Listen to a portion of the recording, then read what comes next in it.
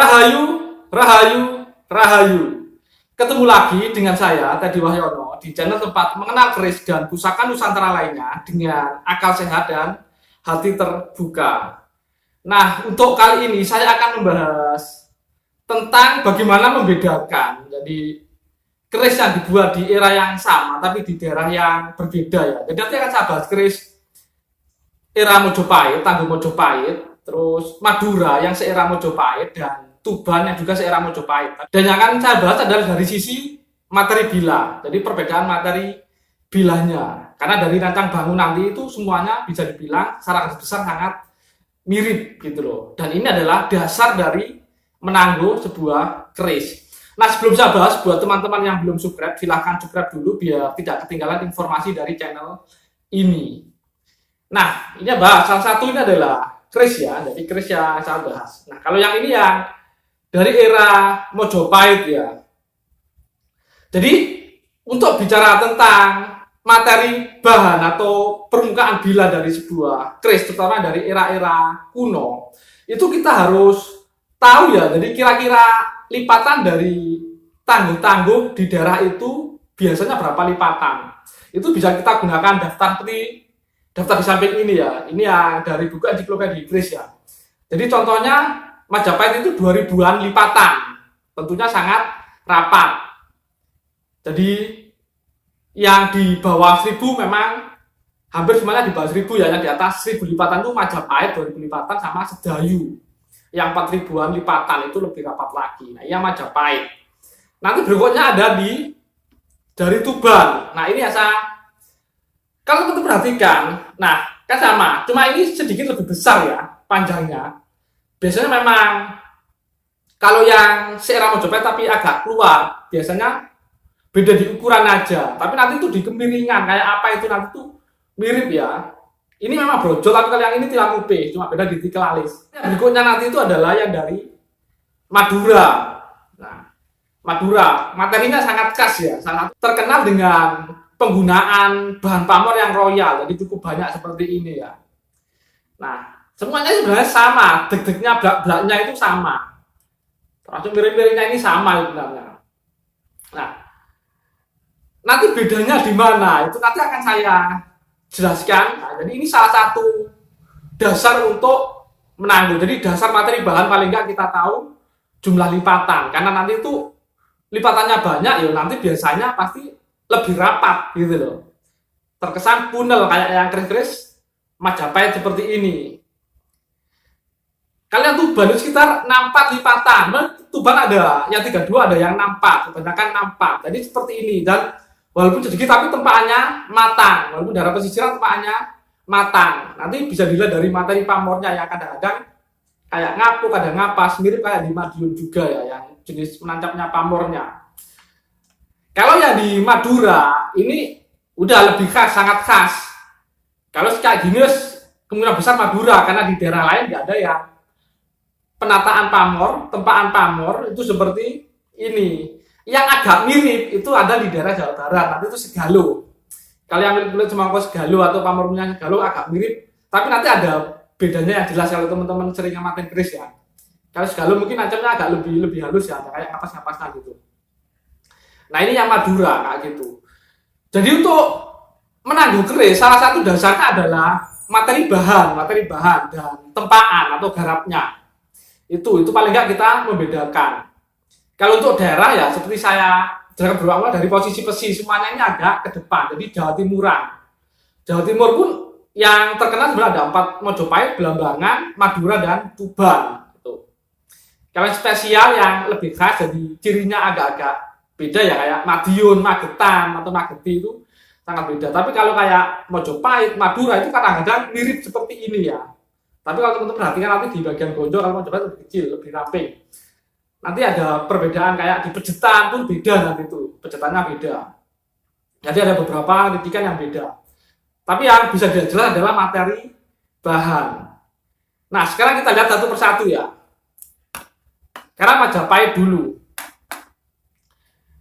Nah, untuk yang Majapahit ini karena lipatannya banyak 2000, jadi memang agak lebih mudah. Jadi ciri-ciri keris Majapahit itu. Ya itu terlihat bisa sangat rapat, permukaannya itu sangat rapat. Istilah orang bilang hampir kayak punel lah kayak gitu. Nah, untuk detailnya mari kita lihat. Nah, jadi ini permukaan dari keris yang dari era Majapahit ya. Kalau teman-teman perhatikan itu bilahnya, itu lipatannya sangat rapat ya. Dan ini pamornya memang tinggal sedikit, istilahnya ceprit ya. Tapi kemungkinan ini dulu nggak ceprit gini banyak, karena mungkin terlalu sering dicuci, mungkin ratusan kali, akhirnya permukaannya kropos ya, sehingga tinggal sedikit. Nah, ini sangat rapat ya, karena ini sekitar 2000-an lipatan. Jadi orang-orang bilangnya punel, dan pamornya pun terlihat bagus ya. Jadi istilahnya tidak ngapas atau apa gitu, karena memang tempaannya sangat rapat. Nah, ini dari Majapahit. Tadi teman-teman hafalkan untuk permukaan bilahnya. Berikutnya adalah yang Tuban. Tuban itu terkenal dengan tempaannya yang matang, walaupun tidak terlalu banyak, walaupun tidak sampai 100 ya. Jadi yang di bawah 1000 itu yang ratusan itu Mataram, itu sekitar 256 lipatan. Ada yang 100-an itu nggak salah pajang ya. Nah, kalau yang ini sekitar 64-an biasanya, tapi tetap matang. Jadi teman-teman bisa lihat detailnya. Jadi ini mari kita lihat detailnya. Kalau ini yang dari Tuban ya, yang kemarin saya bahas. Jadi ini istilahnya pamornya ngapuk ya. Jadi, tapi ini tempaannya jadi memang tidak serapat yang Majapahit tadi ya, kalau teman-teman perhatikan ya. Tapi ini kalau ini ada garis-garis kayak lipetan itu. Nah, ini cukup halus ya. Jadi memang khas, memang jadi besi-besi pesisiran, dan ini memang garap Tuban ya.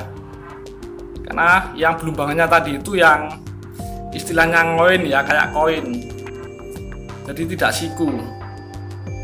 Nah, ini permukaannya. Jadi teman-teman perhatikan ya. Jadi ini memang masih termasuk tempaannya Tuban, terkenal tempaannya bagus, tapi enggak sehalus Majapahit, karena Majapahit lebih lama, jadi tidak sehalus Majapahit ya gitu. Nah, ini terlihat jelas ya. Jadi lipat-lipatannya ya, dan lipatannya sangat matang ya, bagus.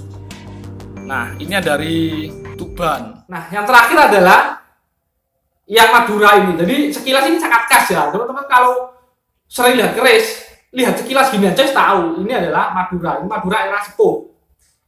Jadi ya seera Majapahit ya. Jadi ini pamornya ngulit semongko, atau kalau di Madura nyebutnya sering Brahmawatu atau Brahma Batu ya. Ini tempaannya biasanya simple, nggak terlalu banyak. Kalau bentuk pamor seperti ini itu kayak ngulit semongko, Brahma Batu itu. Dan memang khas dan terkenal dengan penggunaan pamor yang royal, yang banyak gitu loh. Nah, untuk detailnya mari kita lihat. Nah, untuk yang keris ini adalah yang dari Madura ya. Ini khas ya teman-teman. Kalau ada pamor gini, materi gini, ini sudah kemungkinan besar pasti Madura ya. Ini pamor ngulit semongko atau Brahmawatu, dan memang bisa dibilang untuk masalah materi pamor Madura cukup royal ya, apalagi di era-era tua. Jadi pamornya itu banyak. Kalau yang mirip pamor seperti ini itu ada daerah Jawa Barat ya, Segaluh, tapi nanti masih beda banget ya. Sekilas saja kalau dari Jawa agak mirip Segalus untuk materi bahan pamor, tapi nanti kalau didekatkan nanti ada perbedaannya. Segaluh agak lebih halus untuk menancapnya. Terus rancang bangunnya juga beda banget ya. Nah, ini dari permukaan bilah saja. Nah, jadi itu tadi ya. Jadi sekilas tentang perbedaan materi bilah. Jadi eranya hampir sama, tapi dibuat di daerah yang berbeda. Biasanya materinya berbeda gitu loh. Itu adalah salah satu dasar aja. Tidak bisa dijadikan patokan untuk menanggung sebuah keris. Karena untuk memperkirakan era sebuah keris ada banyak hal yang harus kita perhatikan. Mulai materi bahan dan tempaan kayak yang saya jelaskan itu tadi. Nanti gayanya itu juga tiap daerah punya ciri khas sendiri. Detail ricikan itu juga beda-beda. Kayak gitu. Terus menancapnya pamor pada bilah. Nah, itu kerak, pandes, ngapuk atau ngapas dan lain-lain. Itu juga menentukan jadi era suatu keris. Dan nanting yang jelas, yang menanting. Jadi memang harus lengkap untuk memperkirakan sebelah keris itu. Harus meraba, harus nanting gitu. Makanya kalau teman-teman yang sering nanya ke saya kayak ini tangguh mana, itu saya cuma berdasarkan adalah yang terlihat aja. Jadi kayak gaya, materi bahan, permukaan bila itu aja. Dan itu masih ada kemungkinan melesetnya, karena saya nggak bisa meraba, nggak bisa nanting. Jadi itu yang harus difahami teman-teman. Jadi ada banyak hal untuk memperkirakan era atau tangguh sebuah keris. Tapi paling nggak itu tadi adalah dasar ya. Sekali lagi teman-teman harus tahu daftar ini. Jadi kayak sedayu 4.000 lipatan itu paling rapet itu. Nah mungkin itu aja informasi dari saya, semoga bermanfaat. Jangan lupa